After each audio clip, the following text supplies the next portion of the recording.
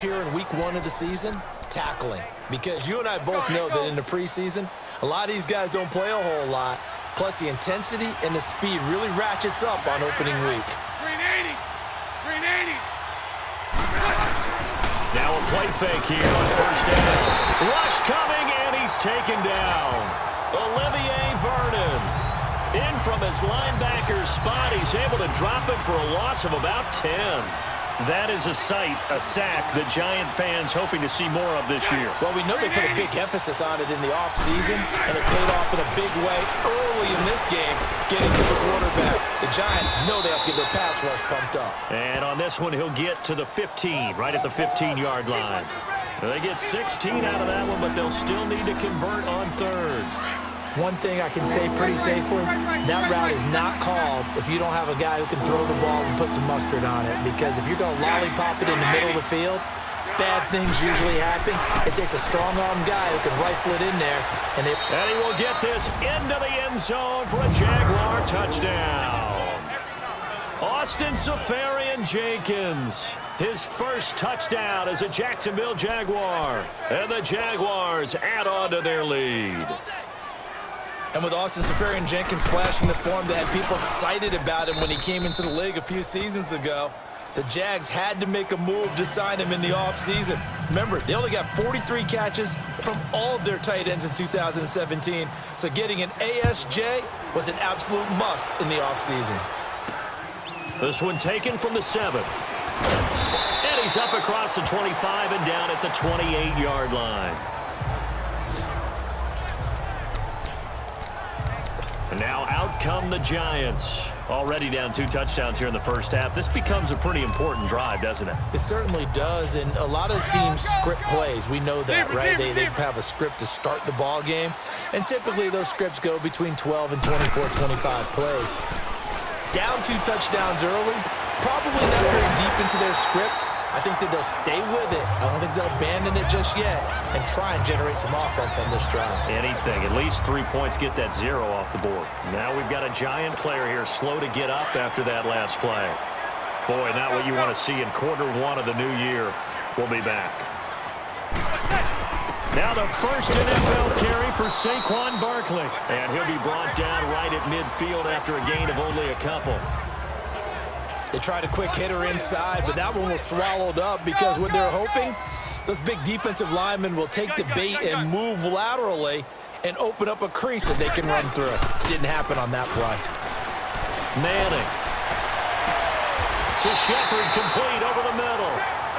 A really good pickup of 28 yards. And they're on the move here. They've got it 1st and 10.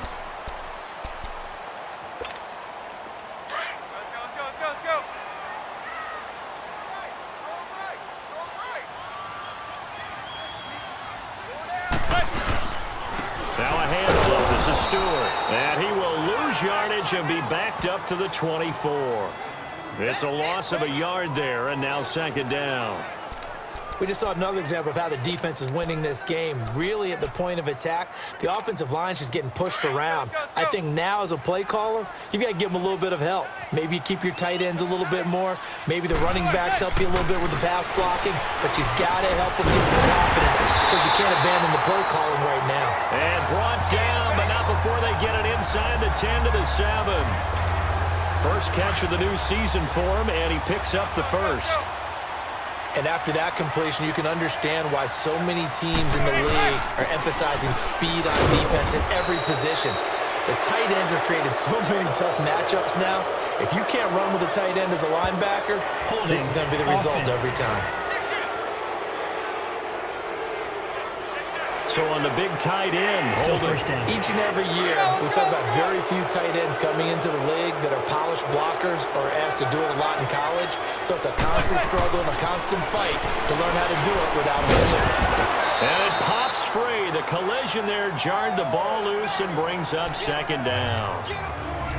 The beauty of being able to play a zone defense when you can sit back and see the ball coming out of the quarterback's hands, guess what? Creates a lot of confusion, kind of a muddle in the middle of the field where you can go make a play on the football. Hey, gun. Now Manning throwing on 2nd down. And he's He's got it. Touchdown, Giants. Rhett Ellison from 17 yards out. And the Giants have got it back to a one-score game. Bouncing back nicely from that bad opening drive where he threw the interception. Drive number 2 leads him right down the field and into the end zone. So obviously his confidence was never lost, and that's a good thing to see. Great quality to have, and you absolutely must maintain that as a quarterback. But I have to think that they're probably still on the script that they prepared for this game. Just the second drive, they've worked on these plays all week in practice. Put them to good use on that one.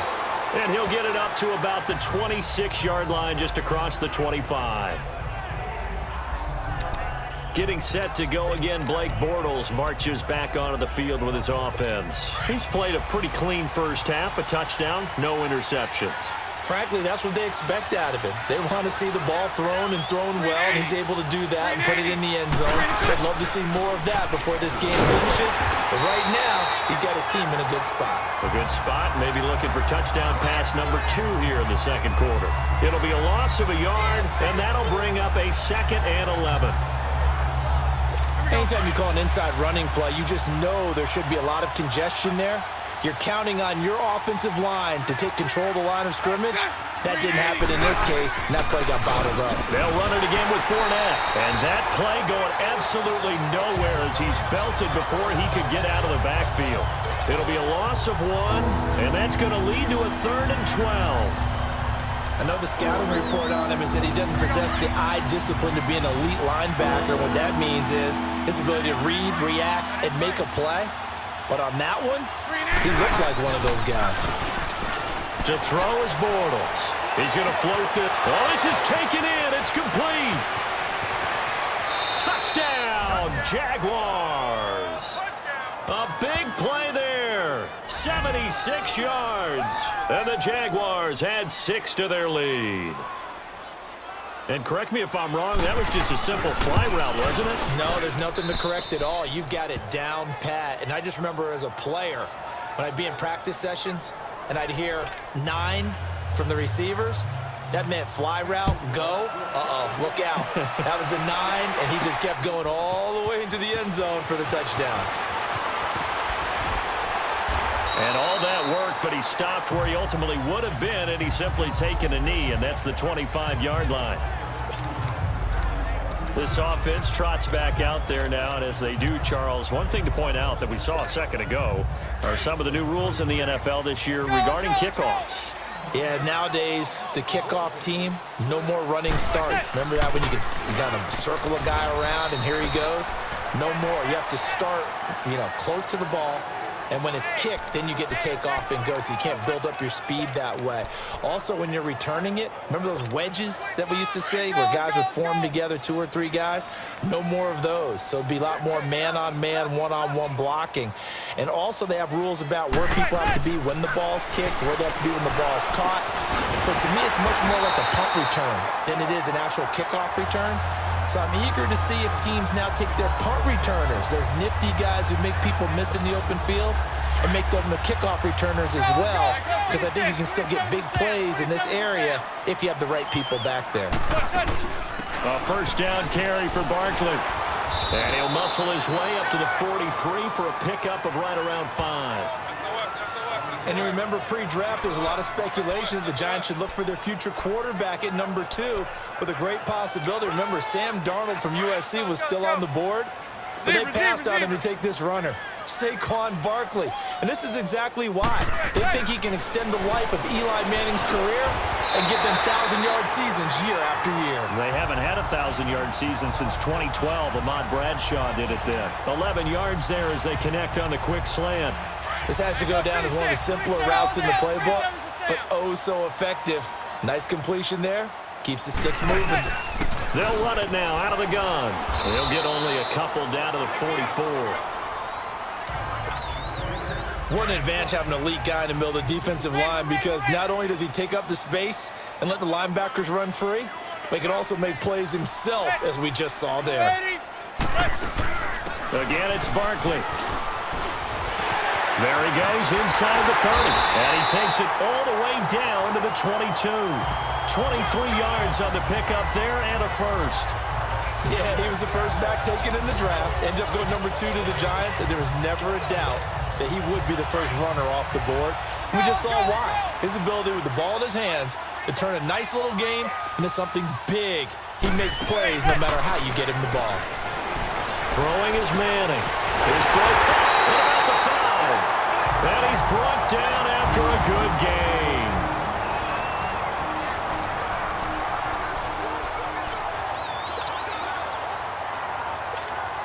A reminder coming up at the half, we hook up with a new guy, Jonathan Coachman from Orlando. He'll have highlights and analysis, and more importantly this year, scores and stats from around the league here in week 1. So do not press that skip button. He'll get it up the middle. They'll say no gain on the play, and it'll be 2nd and goal. Brandon, one thing about blitzes, they really confuse offensive linemen at times, and what you have to do is lock in on the guy right in front of you. If you don't, you saw the end result. Defensive tackle ended up making the play. He's going to get it running right.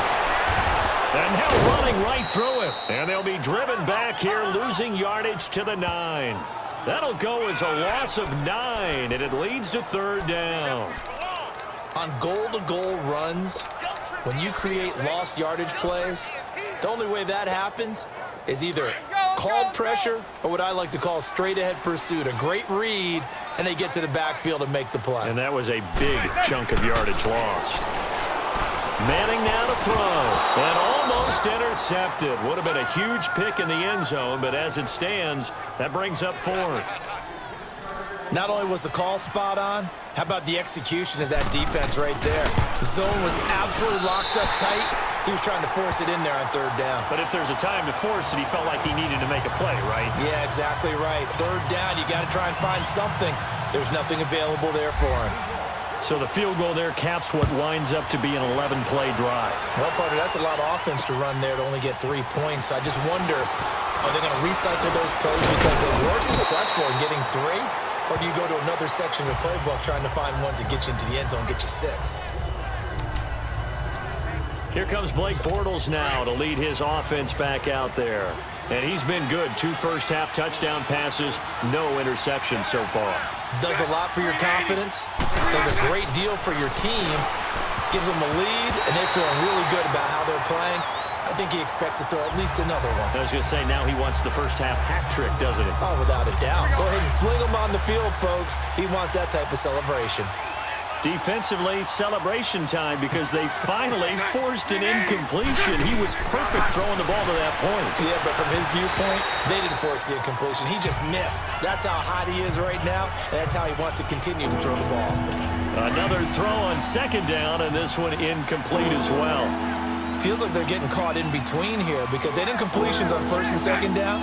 Now you got to worry a little bit about the clock because you prefer not to give them another shot here in the first half. If you don't pick up the 1st down, guess what? You're likely going to have to. And now the Giants will stop play as they take a timeout defensively. As they get the stoppage with a little over 50 seconds to go in the first half.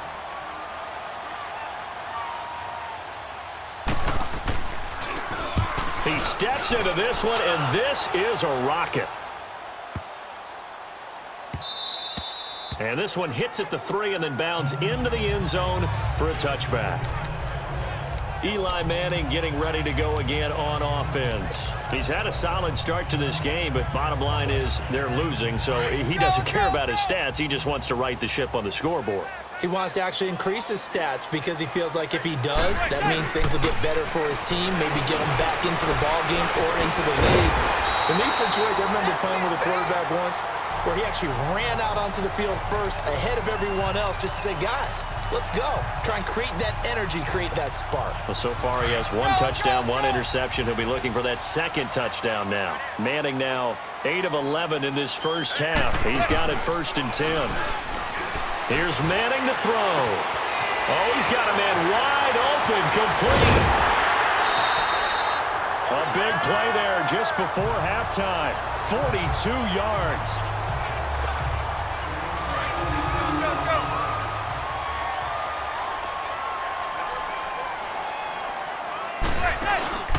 On play action, it's Manning. That's going to be caught. And he will take it on in for a giant touchdown. Sterling Shepard.